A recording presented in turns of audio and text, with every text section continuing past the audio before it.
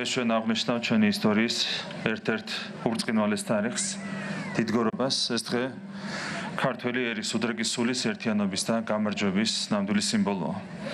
ყველა ერის ისტორიაში არსებობს თარიღები, რომლებიც არსებითად განსაზღვრავს მის მომავალს და სწორედ ასეთი თარიღია 1121 წლის 12 აგვისტო თითოეული ჩვენგანისთვის. ეს არ იყო მხოლოდ ბრძოლაში წარმატება, ეს იყო ქართული სახელმწიფოს იდეის და ამავდროულად იმ ქრისტიანული ფასეულობების საბოლოო გამარჯვება, რომელსაც ეფუძნება მთელი ჩვენი კულტურა და მთელი ჩვენი ისტორია.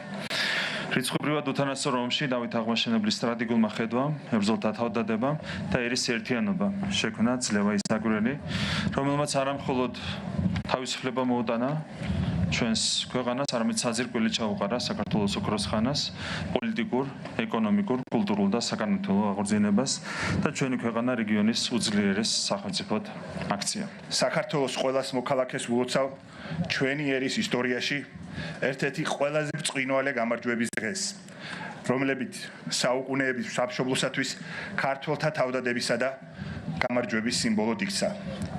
დიდგორის ბრძოლა ყველა თაობის ერისა და ბერისათვის არის სიმამაცისა და იმავდროულად გონიერების ზეიმი, რწმენის სიმტკიცის, ღირსებისა და ქვეყნის დაცვის შესანიშნავი მაგალითი.